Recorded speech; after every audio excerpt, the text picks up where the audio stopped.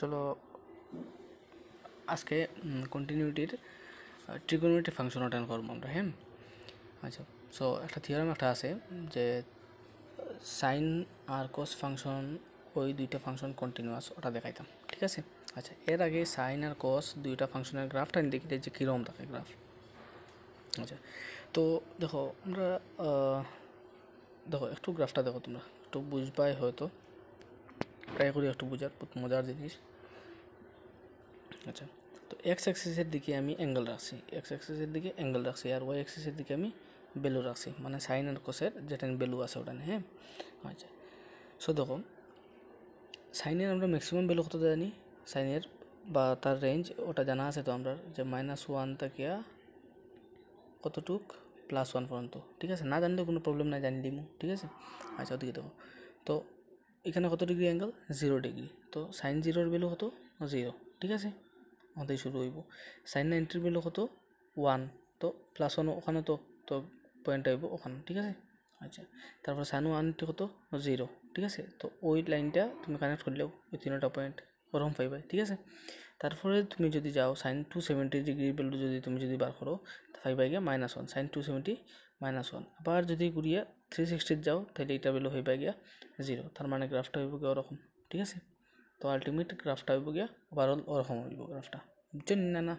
ওকে। So এটা দেখতে একটা ওয়েভের মতো থাকে না, তো কন্টিনিউ ওরকম যাইতে থাকবো, যত অ্যাঙ্গেল বাড়িব ওরকম যাইব। ঠিক আছে, সো গ্রাফটা ওরকম হইব, এটা কথা ঠিক, বাট তার ম্যাক্সিমাম যেটা ভ্যালু যেটা আছে, যে সবসময় +1ও থাকবো, আর যেটা লোয়েস্ট ভ্যালু যেটা আছে এটা -1 থাকবো। ঠিক আছে, -1 আর 1-এর মধ্যে ওরকম মুভ করতে থাকে। ঠিক আছে, বুঝা গেছে? আচ্ছা আচ্ছা, তো দেখো এই এই জায়গা থেকে ডোমেইনের রেঞ্জ কিতা জিনিস বুঝিলি ভাই। তো ডোমেইন অ্যাকচুয়ালি কিতা আমি আগে খুঁজলাম, মনে আছে? ডোমেইন লগে এক্সের ভ্যালু। সো এক্সের ভ্যালু কিতা আছে, আমরা ওদিকে অ্যাঙ্গেল নিছি। ঠিক আছে, সো অ্যাঙ্গেল কত থেকে কত হইতে পারে, গ্যাস করে হোক। নেগেটিভ অ্যাঙ্গেলও হইতে পারে, ওদিকেও তো হইতে পারে না, পজিটিভ অ্যাঙ্গেলও হইতে পারে। অ্যাঙ্গেল তো দ্যাট মিনস কিতা হইতে পারবো আমি, অ্যাঙ্গেল যে কোনো একটা রিয়েল নাম্বার তুমি একটা অ্যাঙ্গেল নিতে পারবে। ঠিক আছে, বুঝছো? তো সাইন ফাংশনের ডোমেইনটা কিতা হইব, অবভিয়াসলি একটা রিয়েল নাম্বার হইব। ক্লিয়ার নি এটা? এখানে এক্সের ভ্যালু তো এইদিকে যাইতে যাইতে তুমি -ইনফিনিটি দিতে পারবে, এদিকে +ইনফিনিটি পর্যন্ত অ্যাঙ্গেল তুমি নিতে পারবে। দ্যাট মিনস কিতা, এটার সাইন ফাংশনের ডোমেইনটা হইল গিয়ে একটা রিয়েল নাম্বার। ঠিক আছে। আচ্ছা, এখন রেঞ্জ কত হইব দেখো, range means value of Y, এক কথা শেষ। ভ্যালু অফ ওয়াই কত কত যার, এদিকে উপরের দিকে যার +1 আর নিচে কতটুকু যার -1। সো -1 থেকে 1 পর্যন্ত ওটা হইব গিয়ে তার রেঞ্জ হইব ওই সাইন ফাংশনের। ক্লিয়ার নি? তার গ্রাফটা হইব গিয়ে ওরকম। বুঝা গেছে?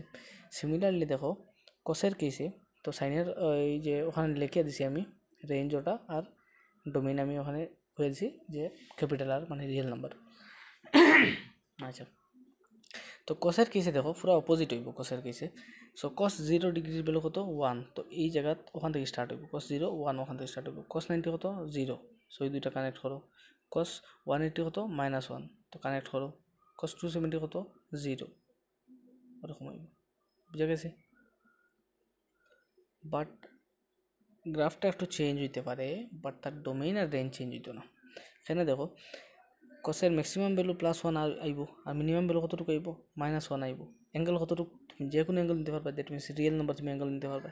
আর রেঞ্জ কতটুকু হইব, -1 থেকে +1 পর্যন্ত। এখানে ওয়াইড ভ্যালু তো -1 আর 1-এর মধ্যেই রোটেট করতে আসে, অ্যাঙ্গেল ওদিকে কন্টিনিউ চেঞ্জ হওয়ার, বাট ওয়াইড ভ্যালুটা -1 আর 1-এর ভিতরেও থাকে। বুঝা গেছে?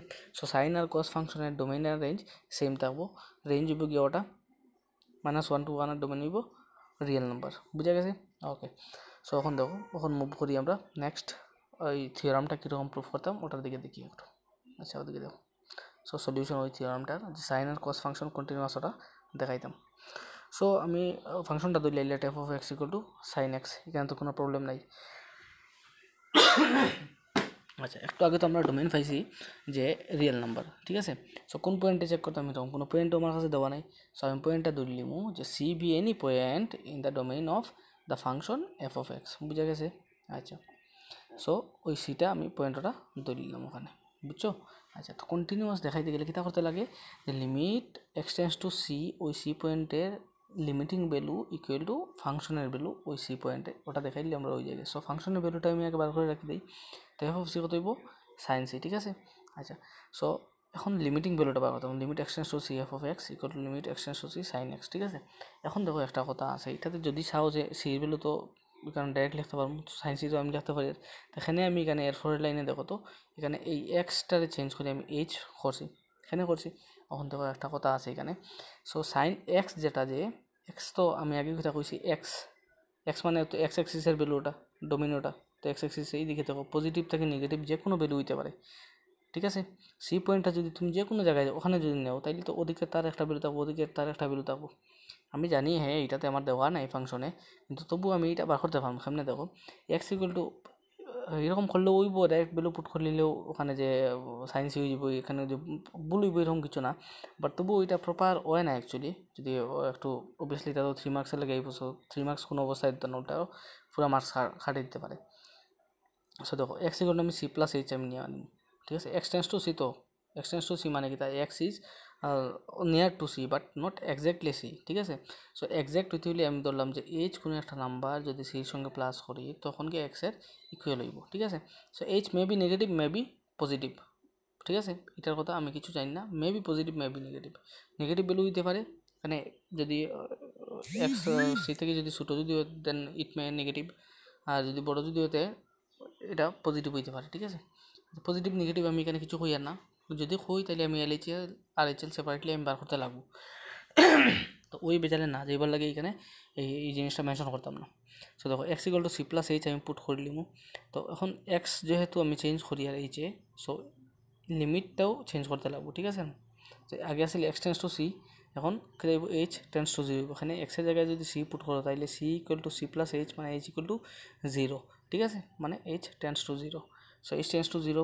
আর এক্সের জায়গাতে সি প্লাস এইচ ওখানে পুট করলেও, তো সাইন এ প্লাস বি এখানে ওইগুলো গিয়ে সাইন এ প্লাস বির ফর্মুলা কিতা sine A cos B plus কসে সাইন বি, বুঝা গেছে। অন তো ভ্যালু পুট করলেও শেষ, তো সাইন সি তুমি পাইলিবা মানে এফ অফ সি মানে the function is continuous.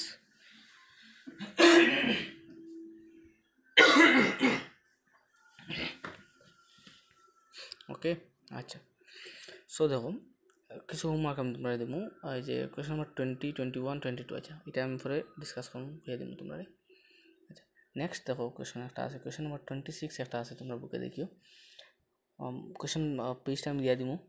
Find the value of K so that the function F is continuous, so that the function f of x is continuous at x equal to pi by 2। ঠিক আছে, মানে কে এর কি value লাগে এই ফাংশনটা continuous হবে। এখানে আমার দুইটা মানে স্প্লিটেড ফাংশন দেওয়া আছে, ব্রেক করা আছে। একটা হলো X not equal to pi by টুর লাগে একটা ফাংশন, আর X equal to pi by টুর লাগে আর একটা ফাংশন আছে। ঠিক আছে, আচ্ছা তো এই ফাংশনটা এখানে হইয়া দিছে যে X equal to pi by টুতে এই ফাংশনটা কন্টিনিউয়াস। তার মানে কি তা যে X not equal to pi by two মানে কি তা মানে এক্স পাই বাই টু না, বাট পাই বাই টুর কিনারে হইতে পারে, ছোটো বড়ো কিছু একটা হইতে পারে। তো আমি ওটার লিমিটিং ভ্যালু ধরে নিম গিয়ে।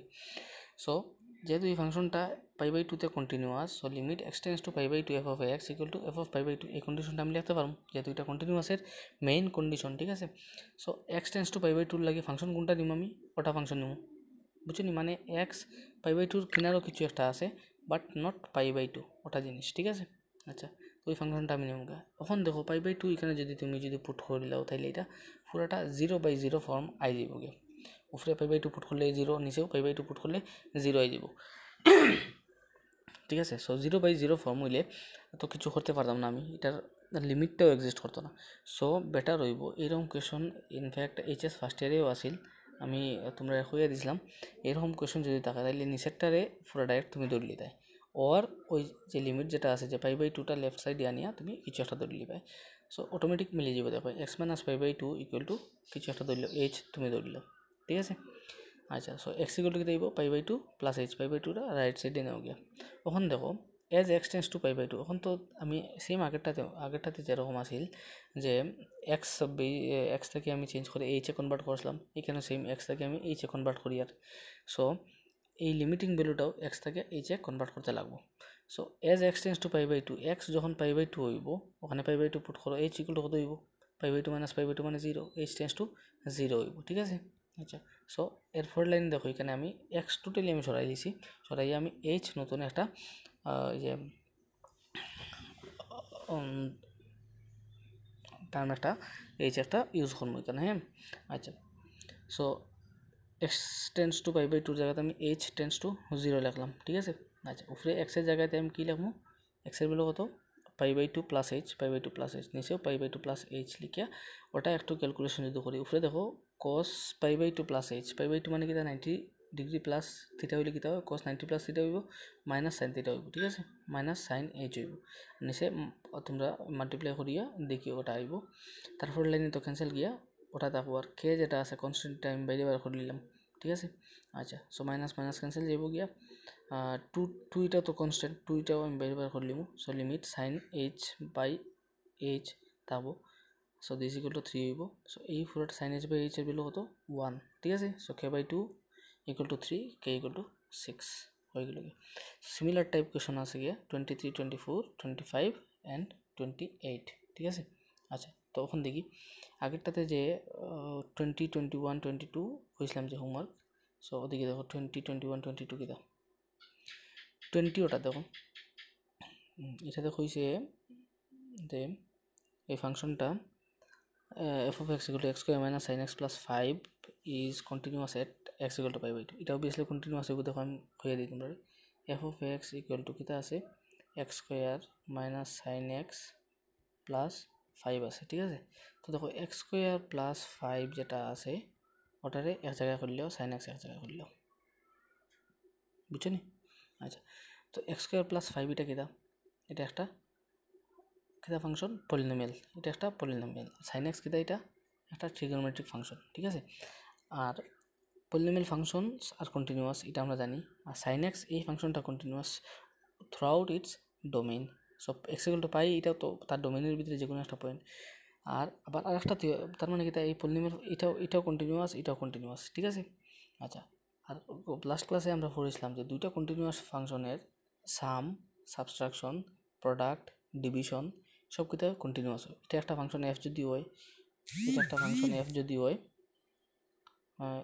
হয় ওই যে x স্কয়ার প্লাস 5 ওটারে যদি f একটা ফাংশন যদি তুমি যদি ধরো আর sin x এর যদি আরেকটা ফাংশন g যদি ধরো তাহলে কি দেব মিডলে তো তার মাইনাস আছে f মাইনাস g obviously একটা কন্টিনিউয়াস ফাংশন হইব ঠিক আছে না ইয়া সো একটা কাজ করি তোমরা ওটা ব্রেক করে করলিও কোনো তো প্রবলেম নাই x স্কয়ার প্লাস 5 রে একটা এখানে f of x তো আছে সো এটারে h of x ধরে লিও ঠিক আছে sin x রে তুমি g of x ধরে লিও সো h of x তুমি সেপারেটলি দেখা কন্টিনিউয়াস আর g of x তুমি সেপারেটলি দেখাও কন্টিনিউয়াস দেখানোর পরে কই দিবা যে as h and h of x and g of x are continuous so the subtraction of these two functions will be a continuous function ঠিক আছে আচ্ছা so 21 টাও সেম রকম sin x plus cos x sin x separately continuous function cos x separately continuous function so sum of two continuous function obviously continuous তারপরেরটা continuous ঠিক আছে আচ্ছা তারপরে 22 সেম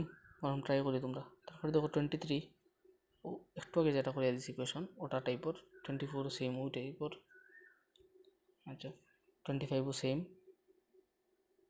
26 আমি করে দিছি তোমরা 27 তো করলিছো 28 ও সেম টাইপ 29 করবা ঠিক আছে আর বাকি টাইম তোমরা লাস্টের রিটার্ন মেবি না পারতে পারো ওই লাস্টেরটা আমি দিয়ে দিছিলাম তোমরা হোমওয়ার্ক জানি না করছো কিনা আচ্ছা না পারলে ওটা আমি নেক্সট ক্লাসে দেখাই দিম বস তোমরা কন্টিনিউটি শেষ হয়ে যাবে বুঝা গেছে মানে কন্টিনিউটি কিছু বাকি নেই সব ধরনের কোশ্চেন আমরা সলভ করে লিছি জাস্ট খালি সরি ওটা রয়েছে আর গ্রেটেস্ট ইন্টিজার ফাংশন ওটা রয়েছে সেটা করলে কোনো প্রবলেম নাই ওকে হোমওয়ার্ক করিও আর নিজের কেয়ার রাখিও ওকে গুড বাই